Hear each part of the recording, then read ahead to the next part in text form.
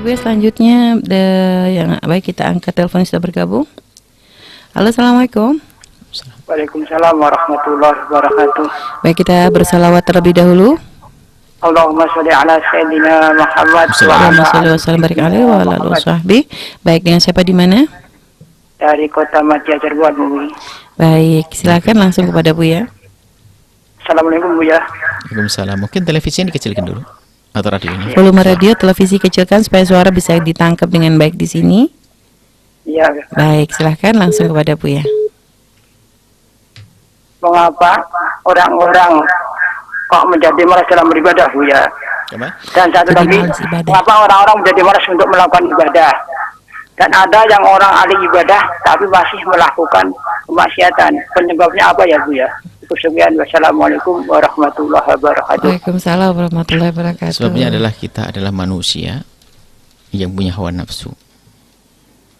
Manusia, karena kita adalah manusia yang oleh Allah dibuat semacam itu untuk terlihat perlombaan di antara kita. Fastabiqul khairat. Kita bukan malaikat yang selalu baik, tidak pernah dosa. Kita manusia makhluk khata' wan nisyan. Maka di situ yang paling hebat di antara kita adalah yang selalu sadar kalau kita punya sifat itu. Kemudian sifat yang suka lupa dan melakukan kesalahan itu lalu ditutup dengan semangat, dengan pertobatan kalau itu kesalahan. Dengan semangat kalau itu kelemahan. Ya manusia. Kemudian apa? Manusia nggak ada yang sempurna. Ada orang baik urusan ibadahnya, tapi kadang manusia masih lumayan dia daripada sudah nggak pernah ibadah sama manusia jahat. Ini kan lengkap sudah ya. Ada dengan orang baik tapi jarang ibadah, masih lumayan tidak mengganggu orang lain. Itu adalah kelebihan. Makanya kita tidak perlu merendahkan. Kalau ada orang baik dengan Allah tapi dengan manusia tidak baik, bukan berarti harus kita benci. Kita doakan semoga berkat kebaikannya dengan Allah jadikan dia baik dengan sesama gitu. Kadang kita tuh sering hanya menilai orang saja. Ini kejelekan kita, nggak usah nengok orang lain. Kejelekan kita yaitu pandai melihat, oh ini orang ahli ibadah saja tapi kurang, dengan orang lain nggak ini dengan orang lain baik, dengan manusia baik tapi jarang ibadah. Lah kita ngapain? Nggak ini nggak itu, jangan-jangan kita ini. Sudah gitu suudon sama orang, suudon pada Allah, kita naudzubillah. Jadi kalau ada orang semacam itu, manusia dia, manusia benar dia. Tinggal dengan kelemahannya, ayo kita pacu semangat. Kita dengarkan hadis-hadis Nabi yang memacu untuk semangat beribadah. Kemudian jika ada kesalahan beristighfar, begitu. Urusan dengan sesama manusia, dengar petuah para ulama yang mengajari bagaimana silaturahmi, membela saudara, membantu saudara, seterusnya, sampai tergugah hatinya. Dan bukan untuk kita rendahkan, ingat. Kadang memang ada sebagian dari kita tuh pandai, kita itu khawatir hanya melihat orang dari sisi negatifnya. Sisi negatifnya. Sehingga tidak bisa melihat kebaikan seseorang. Kadang-kadang dibuat perbandingan, mana yang lebih bagus? Ibadah jarang, tapi dengan orang baik, atau banyak ibadah tapi dengan orang lain, dengan manusia jahat. Mana yang lebih bagus? Perbandingannya nggak sebanding dong. Nggak seperti itu cara membandingkannya. Itu perbandingan yang nggak seimbang, ya salah. Bukan perbandingan namanya. Yang satu baik kepada Allah tapi tidak baik dengan manusia. Mana yang lebih bagus? Karena apa? Sisi lain baik semuanya, sisi lain jelek semua. Enggak, jarang kita banding. Itu banding-bandingkan itu biasanya apa? Hanya untuk menilai saja, itu bahaya sekali.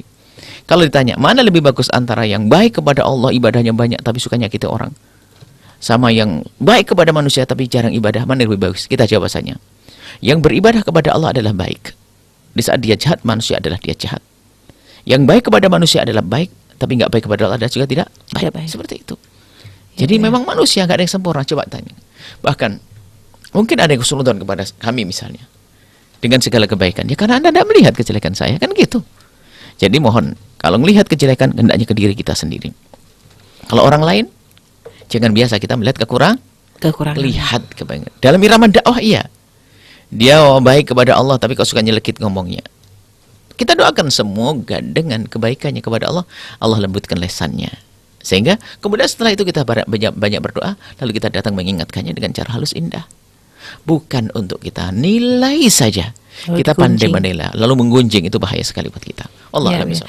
Adapun untuk membedakan mana ibadah hawa nafsu sama ibadah yang memang benar-benar karena Allah tuh gimana Bu ya? Cara kita menilai diri Bu ya? Diri bukan orang lain. Anda tidak bisa menilai orang lain. Jangan mengatakan dasar ibadah dengan hawa nafsu, nggak bisa. Bisa jadi dia tulus betul karena Allah.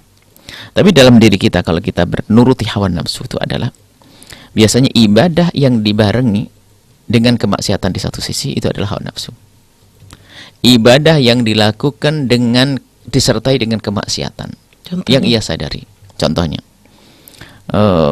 saya harus pergi ke masjid loh ya, jamaah ini penting. Tapi dia sambil meninggalkan ibunya yang sakit minta ditemani. Hawa nafsu, kenapa? Dia seolah melakukan kebaikan, akan tapi ternyata dia melakukan dengan kejahatan. Hawa nafsu. Atau seorang anak gadis, pokoknya saya harus ke masjid ini. Ada majelis taklim, majelis ilmu. Hawa nafsu atau benar? Kenapa? Rupanya sudah janjian sama laki-laki di sana. Bahasanya adalah bahasa Kebaikan. Jadi semua kebaikan yang dilakukan dengan melakukan dosa, maka itu lebih banyak dari hawa nafsu. Semua kebaikan yang dilakukan dibarengi dengan dosa, maka itu adalah hawa nafsu. Sama kayak misalnya pengen nolong orang pakai duit riba misalnya. Ya, gitu hawa ya, nafsu itu. jelas. Iya, Seolah-olah nolong orang tapi dengan riba. haji dengan duit haram. Iya. Hawa nafsu.